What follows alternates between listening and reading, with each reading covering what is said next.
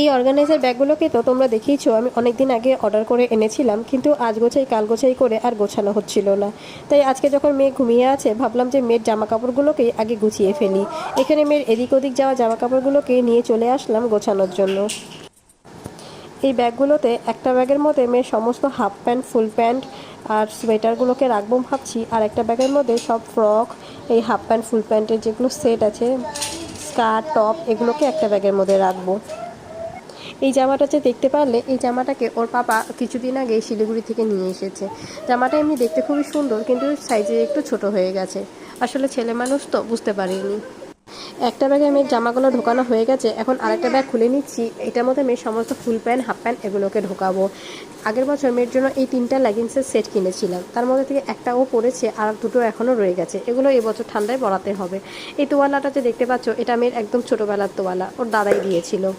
খালি তোয়ালা না, এটার মধ্যে একটা জামা কাপড়ের সেটই ছিল, তার মধ্যেই তোয়ালাটা ছিল। এখানে মেয়ের এমন 2-1টা জামাও আছে যেগুলো একদমই নতুন, এখন অবধি গায়েই দেয়নি, সিলও খোলেনি। একটা বাচ্চার যে এত পরিমাণে জামা কাপড় হয়, ধুতে আর ভাঁজ করতেই সময় শেষ।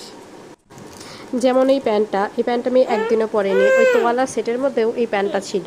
ভেবেছিলাম যে এখন মেয়ে ছোটো আছে, প্যান্ট পরালে ব্যথা পাবে, তাই পরাবো না, পরে পরাবো। পরে ভাবতে ভাবতেই মেয়ে তারপরের বছর ঠান্ডায় দেখি মেয়ের আর প্যান্টটা হয় না, ছোট হয়ে গেছে। গোছাতে গোছাতে দেখলাম মেয়ের এখানে সোয়েটার আর হাইনেকেও 4-5টা রয়ে গেছে, তাই ভাবলাম এগুলোকে আর ঢোকাবো না, এখানেই ভাঁজ করে রাখি। কিছুদিন পরে তো ঠান্ডা পড়েই যাবে, তখন আবার বার করতে হবে, থাক এখানেই ঢুকিয়ে রাখি। এই জামাটা আমি অন্নপ্রাশনের সময় গিফটে পেয়েছিল। জামাটা তখনই মেয়ে ছোট হয়েছিল, কিন্তু জামাটা দেখতে এতটাই কিউট ছিল আর লোভ সামলাতে পারিনি, মেয়েকে জামাটা পরিয়ে দিয়েছিলাম।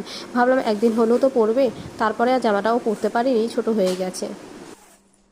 আর তোমরা আমার এরকম চুলের স্টাইল দেখে ভাবছো যে কীরকমভাবে চুল বেঁধেছে, আসলে না, এটা আমার রাত্রে ঘুমানোর জন্য চুল বাঁধা হয়ে গেছে। আমি রাত্রে ঘুমানোর সময় এরকম করেই ডবল গার্ডার দিয়ে চুল বাঁধি।